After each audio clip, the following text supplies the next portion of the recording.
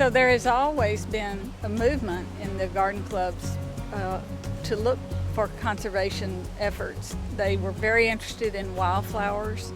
They were very interested in the national park system and the development of the national park system.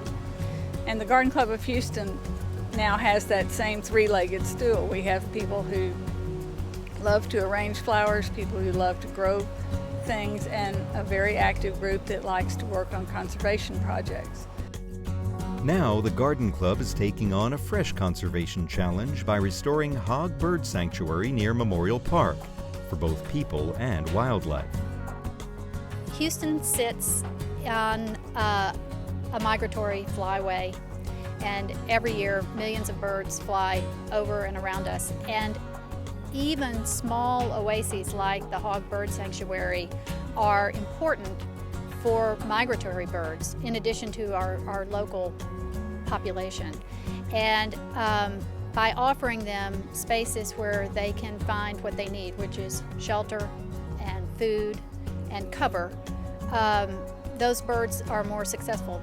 The Garden Club is also taking a leading role in nature education, hosting recent conservation exhibits on pollinators and prairies at its Fluorescence Flower Show. We view conservation education as a really important part of the job of the Garden Club of Houston. It also helps to directly fund local conservation projects. The Garden Club of Houston contributes all of our profits from our fundraisers back into the community, into various green and environmentally related projects. Garden Club funding has been instrumental in helping Katy Prairie Conservancy fund pocket prairies throughout Houston, including the MD Anderson Prairie in the Texas Medical Center.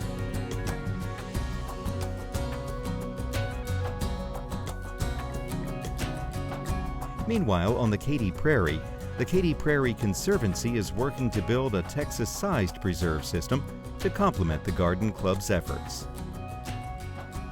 The Katy Prairie Preserve System at 20,000 acres is larger than all the state parks in this region. In fact, if you put 33 memorial parks inside our boundaries, you'd still have some room left over. That's pretty big, but we want to be bigger. One of KPC's key goals is to restore the land. This is already being done on the 1,700-acre Indian Grass Preserve in Waller County. Starting in 2014, a team of engineers, hydrologists, and biologists began restoring the preserve's historic prairie wetlands complex.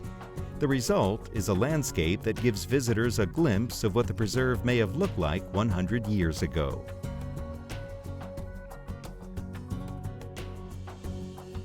Best of all, the new Ann Hamilton Trail makes the preserve accessible to all. Here at the Katy Prairie Preserve, we have lots of opportunities for individuals and families to explore. Take this new trail at the Indian Grass Preserve. It's a wonderful way to get an introduction to this magnificent place. Once the restoration began, it didn't take long for life to return. In the years since these wetlands have been created, we've seen a variety of animal species out here, including mottled ducks, which is a local waterfowl species, bald eagle, and black-necked stilts. KPC is working closely with its volunteers to nurture plants for this restoration effort. Plants are grown in the nursery and also by volunteers at home as part of the Great Grow Out program. This effort culminates each fall with our Putting Down Roots event, which engages the next generation of conservationists. But it's so important for children, particularly, to grow up with the outdoors because they just learn naturally to be curious and they learn to appreciate nature, so by the time they're older, they can't even live without the outdoors. And I think it's most important that the Katy Prairie and a group like the Garden Club of Houston, which can fund projects like the Katy Prairie, work together.